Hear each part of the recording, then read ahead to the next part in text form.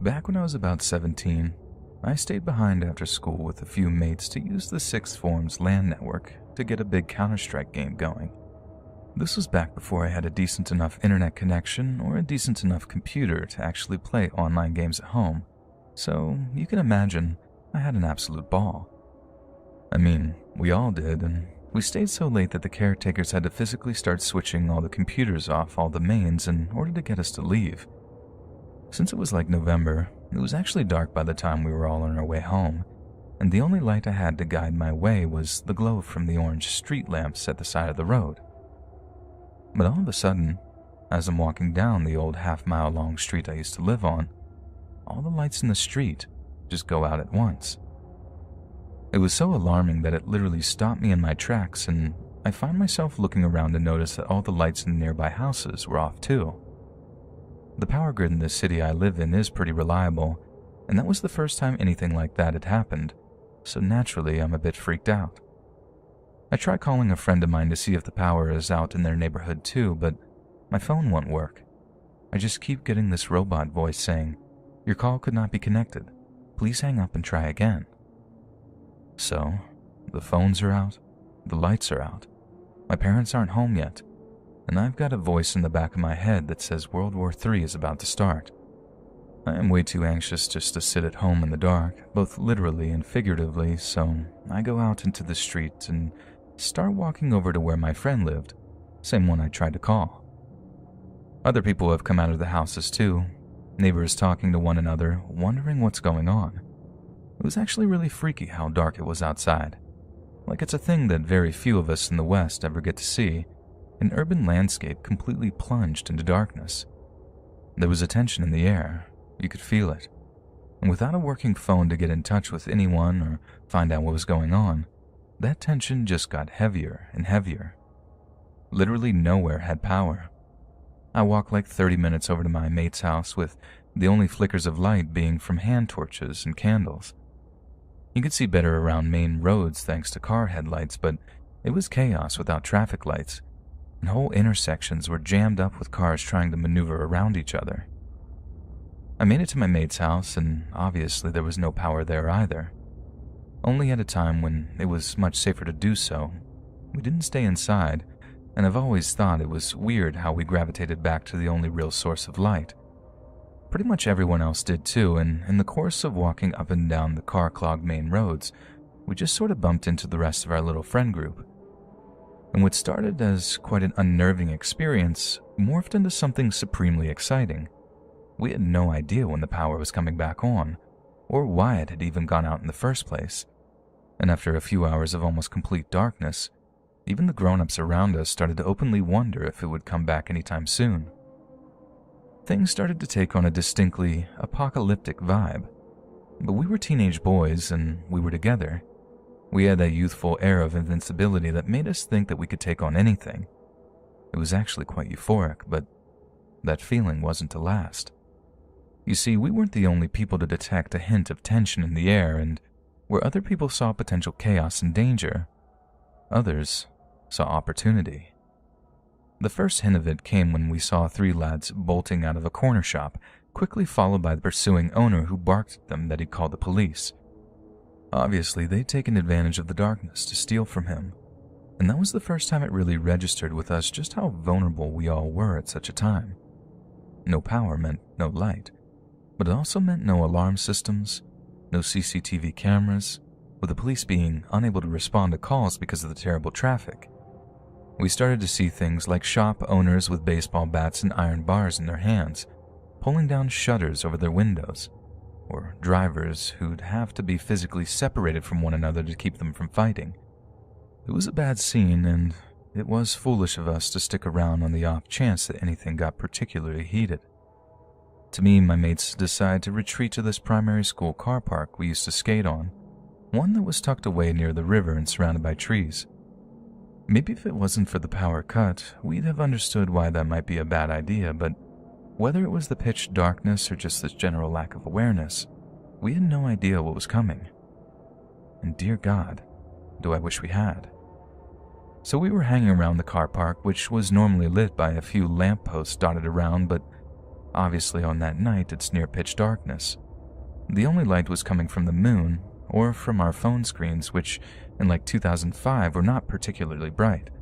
Literally anything could have snuck up on us if it was quiet enough. We had absolutely zero spatial awareness, which is what made the events that followed all the more terrifying. At first, one of us is all like, "Shh, did you hear that?" Everyone freezes, listening out for whatever our mate had heard, but there's just silence. A little while later, this happens again, and that time our apparently paranoid friend was insistent that he heard something in the trees nearby. But we just dismiss his fears as nothing but an attempt at a prank. So when one of us was grabbed by someone looking to put them in a chokehold, we all just thought it was another one of our number messing around. And I'll never forget the fear in the air when we suddenly realized that we were not alone anymore. That whoever had done the grabbing was a total stranger who must have just materialized from basically nowhere. One of us tried to wrestle the stranger off of our friend, but they seemed to be thrown to the ground by some unseen force. It was hideously confusing. Where these people were coming from and why they were doing it was a complete mystery. But I knew one thing for definite. We were under attack. I'm not even entirely sure what happened after that. I'm pretty sure we were outnumbered because I can remember at least 2 people kicking me after I was floored by a punch to the face. It seemed to last for ages too, and it only stopped when I heard 2 voices near me saying something like, "Oh, I think he's dead." "What? He's not moving. I think he died. God, let's get out of here, man." And then the kicking stops. I hear hurried footfalls, and then suddenly everything is quiet. I should have maybe felt some degree of relief that the attack had stopped, but that guy's words just rattled around my skull. He died. I look up from tucking my head into my chest and shielding it with my arms and see a few dark shapes either crawling or limping towards another dark shape that was lying motionless on the concrete. That was one of the worst moments of my life, thinking I was looking at the dead body of one of my closest friends. But thankfully, he wasn't dead. He wasn't exactly okay, but he wasn't dead. He must have taken a pretty heavy hit because he was completely knocked out cold.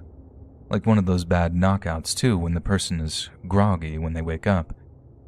It was still really worrying, but Jesus, the pure relief I felt when he moved and groaned for the first time. None of us were hurt too bad, just a few black eyes and some busted lips. And despite the fact that we were concerned that the guy who got knocked out might have had a concussion, he didn't complain of feeling nauseous or dizzy over the next couple of days. In the end, we all just limped home, hoping the power would stay off so we wouldn't have to go to school the next day sporting black eyes and lip scabs.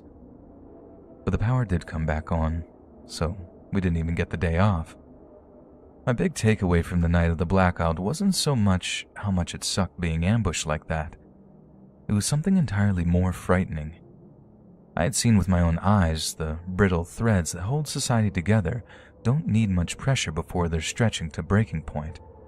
And all it takes is a little power outage before we're all feeling that pressure. But some of us feel something else too, and for some, the darkness brings out a primal, predatory desire to hunt and victimize the same people we call neighbors. And it's those kinds of people, the monsters in human meat suits, that we fell victim to that night.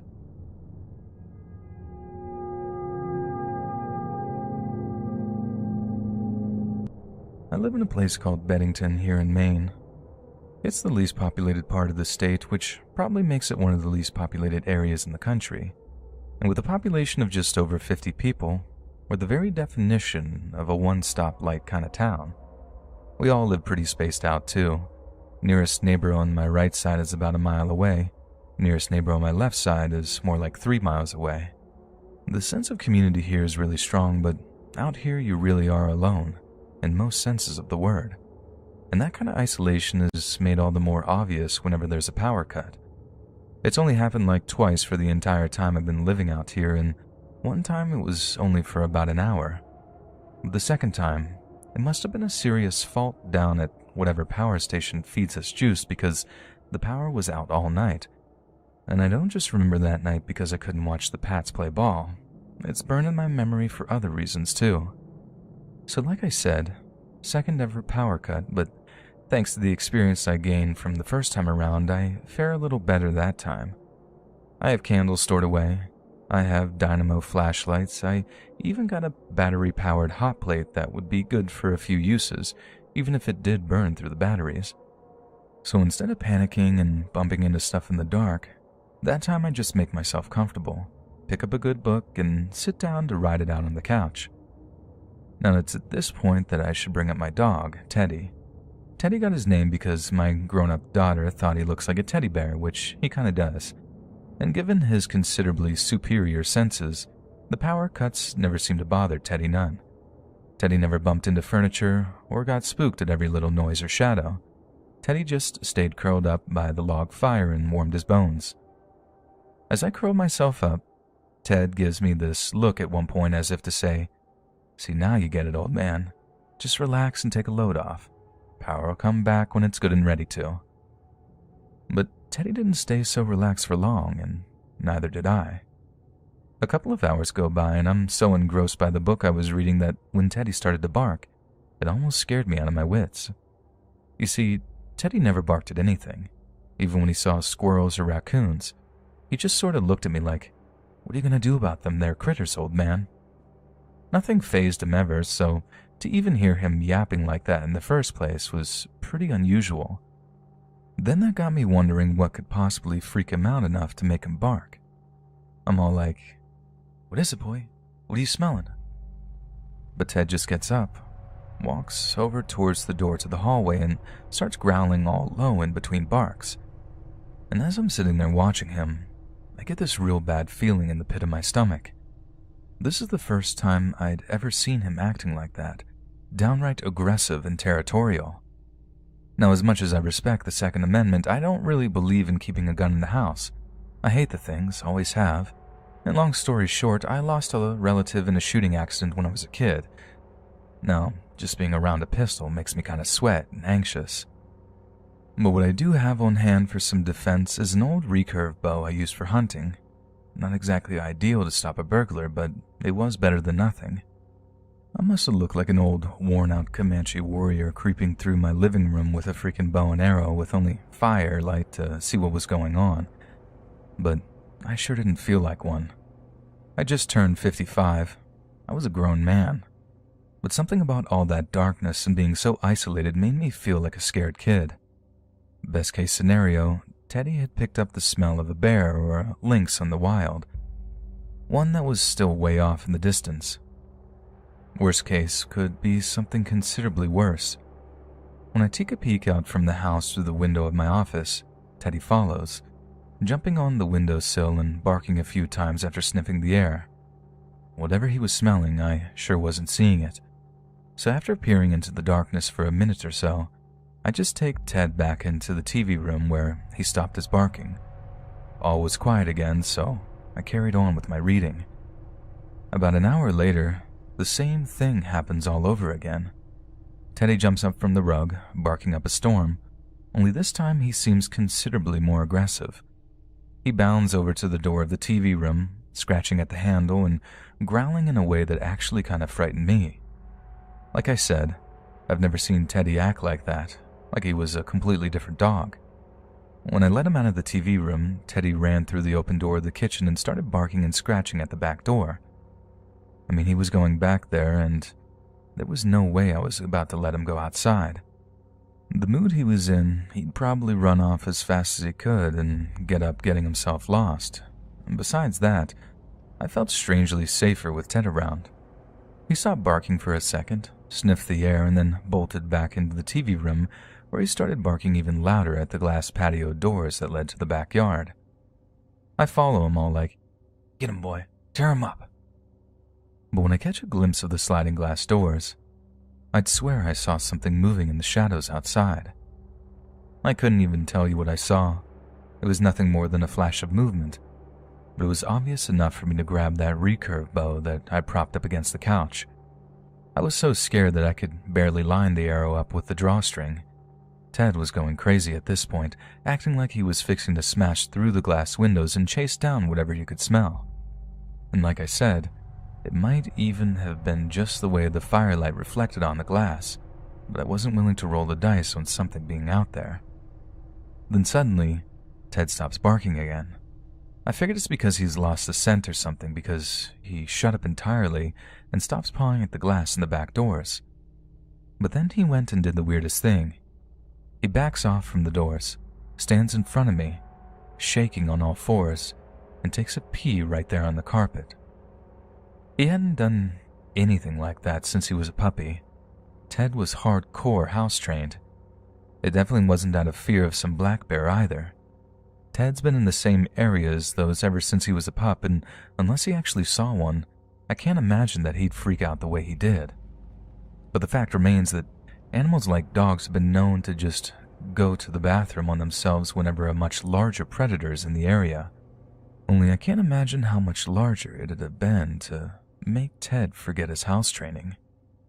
After that, he almost was completely silent, just the occasional whimper while I stood there with the flashlight, just waiting for the mother of all black bears to come smashing through my back windows. At least I hoped it was nothing but a black bear. I understand those animals, but I didn't understand what was going on during that power out at all, and it just about scared the life out of me. But by far the worst part of the experience was when I actually heard something in the little side walkway to my house. See, there's a little gravel path where my wife used to grow vegetables, right around the side of my house, and I swear to the Almighty that I heard two distinct crunches on the gravel, right as I'm staring out into the darkness for like the 100th time. That's when I started to call out. "I know you're there, and I'm armed. Now you better get out of here." I listened again, and for the next few minutes there was nothing but silence. And then just when I started to think that I'd just imagined the whole thing, I heard it again, clear as day. Footsteps on the gravel. That time I was closer, and I'd heard people walk up and down that gravel path 100 times over the years, so I'm telling you right now, whatever was outside my house that night was way, way bigger than a person. If it was a black bear, it must have been the biggest one on the entire East Coast. Now, I'm not saying it wasn't a bear or something. Maybe it was just a big old dog that got lost and took to wandering into my yard. But like I said, it was big. Really big. And you can bet your bottom that I came shaking like a crapping dog as I heard its footsteps getting quieter and quieter as it made its way off my property. I didn't hear nothing for the rest of the night. Ted didn't bark again, but it seemed like he'd thrown in the towel with that line of defense anyway. But I didn't hear nothing outside, and evidently nothing broke into the house, otherwise I'd be rambling on about it. It's just kind of surreal to me that one of the scariest experiences in my life comes across like a second-rate campfire tale. I don't scare easy, and what happened during that blackout scared the living hell out of me. I just hope whatever that thing was, whether it was a bear or the Turner beast or something else entirely, stays well away from my property in the future, because it'd take far more than just a few arrows to take down a beast as big as that.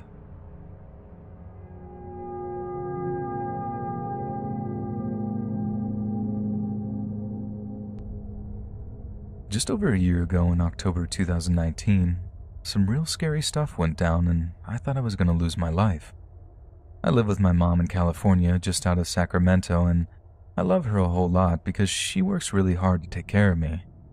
I'm much better right now, but a year ago I really wasn't doing so good, and I was dependent on an oxygen mask for my breathing.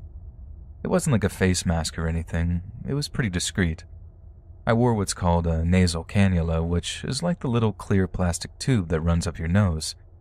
It was quite uncomfortable at first, but you get used to anything after a while. Anyway, so I spend most of my time hooked up to a P.A.W.S machine, and it was super important that it stayed switched on at all times or I might suffocate. But if it ever did switch off or break for any reason, I could just switch over to my battery-powered oxygen tank and voila, tragic death avoided. The system was flawlessly safe, or so I was led to believe, because what that system doesn't take into account is that, all of a sudden, PG&E might decide that it's going to switch the power off to my house. I wake up in the middle of the night feeling like I'm about to have a full-on anxiety attack, and it only takes me about a second before I realize that I can't breathe. I brought a hand to my face and felt that my nasal cannula was still in my nostrils, but when I rolled over in bed, I saw my P.A.W.S machine was dark. Now, under any other circumstances, I could just unplug from the machine, walk into the spare bedroom, and plug into the battery-powered oxygen tank. But since I was so tired and whatever had happened to cut the power had happened when I was asleep, I'd lost vulnerable time to make the transition. So picture the scene. I feel like I'm about to pass out. I can't see a thing because it's dark, and I have to make it all the way across the hall and into the spare room when I feel like I can't make it 3 steps in front of me. It was the most scared I'd ever been in my life. I had a matter of seconds to get to the battery tank. I'm making all these wheezing sounds, and I can just feel myself getting weaker and weaker as I made it out of my bedroom and took my first steps into the hallway. I only make it a few paces before I just feel my knees buckling underneath me. I try to crawl, but I just can't. And that's about all I remember until the next thing I know, I'm sucking air through the cannula like a crazy person, coughing and sputtering with my mom's voice in my ear. I must have made a whole bunch of noise on the way out of my bedroom, and thank God, too, because it woke my mom up. She must have found me lying there, figured out what the deal was, then just dragged me far enough toward the spare bedroom that she could plug in my oxygen tube. I just remember lying there, taking these huge, deep breaths until I felt sort of okay again, but that only lasted a moment or two, until the memory of that fear came rushing back to me and I just burst into tears. We had to drive to the hospital to get me looked over by a doctor. You can get some nasty health complications if you're deprived of oxygen like that, and it's not just the obvious stuff either. Like it can cause blood clots in your arteries from the strain, and those can be pretty fatal. But yeah, I got checked over, and although I was pretty shaken up, I was otherwise okay. But then the whole thing comes out about the blackouts, and that caused a lot of controversy. For those that don't know, here in California it was discovered that some equipment owned by a bunch of electrical companies was causing forest fires.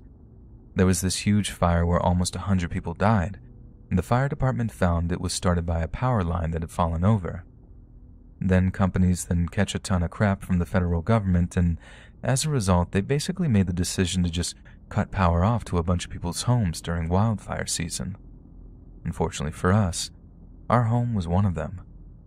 We got lucky though. Like one guy actually died because he was on home life support or something.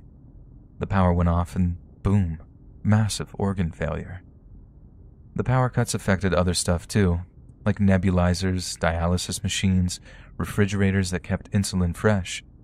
Power companies said they'd been warning people for months about it and they should make preparations, but I don't remember hearing anything about it.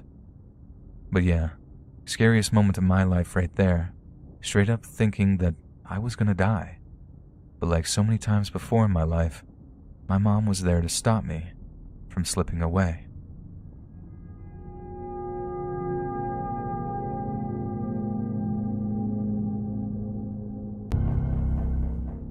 I started my new job at Will Rogers Airport. I say new job, but I was really just moved to a different airline and working on the same ramp agent position. Now I have to tell you that I have a crippling fear of heights, and my least favorite part of being ramp agent is when I have to climb in a cargo bin or rear loading plane, because it's about 20 feet above the ground. The first thing is it was raining. Not just light raining, but pouring rain with a few scattered lightning flashes and random power surges.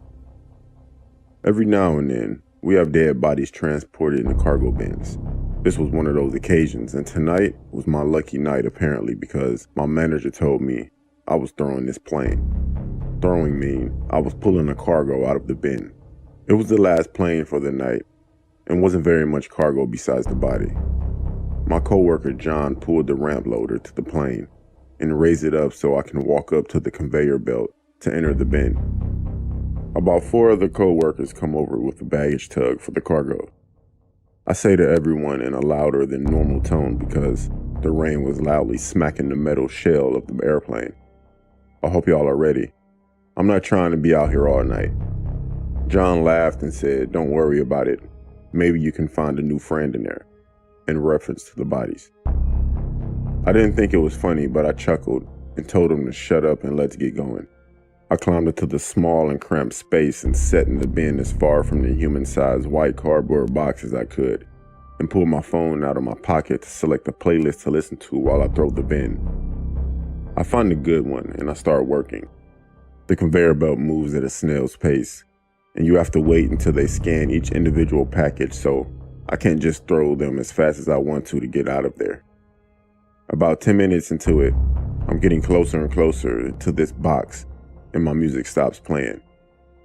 I've had earbuds that short out when they get wet, so in the front of my mind, I automatically assumed that the rain somehow got on it, and I just needed to shake the little water out of them. But they were bone dry. I checked Spotify to see if it was a glitch or a problem with the app, and I see I have an unread text. Did I get a notification and forget in the midst of my rap fuel baggage handling? The way my phone is set up, when I get a message, it will tell you who it is from, but it won't display the message. You have to access them and read it. The message was from an unknown number, which was odd because very few people have my number. I clicked the notification and I read the message, and all it said was hi.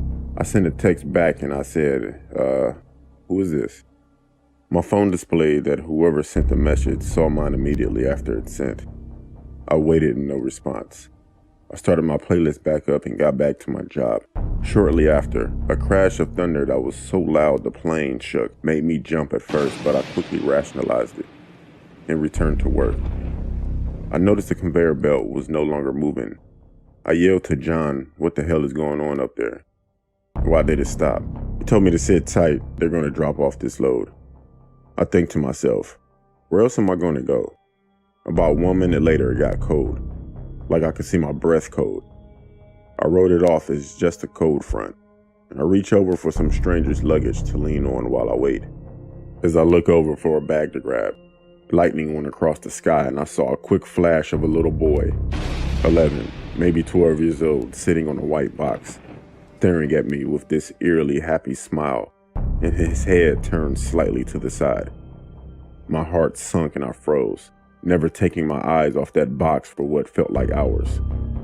I was startled by the replacement conveyor belt starting up right next to the plane. I darted to the moving conveyor, crawling as fast as I could, trying to keep my balance and panic at the same time. I hit the ground and looked at John and said, "Nope, I'm done. You're going to have to go in there."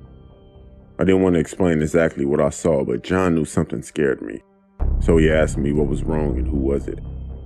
I stuttered a little bit, and I walked away before I could say anything. Then I got a new text message notification that I heard loud and clear this time. It responds from an unknown sender saying, "It's your new friend."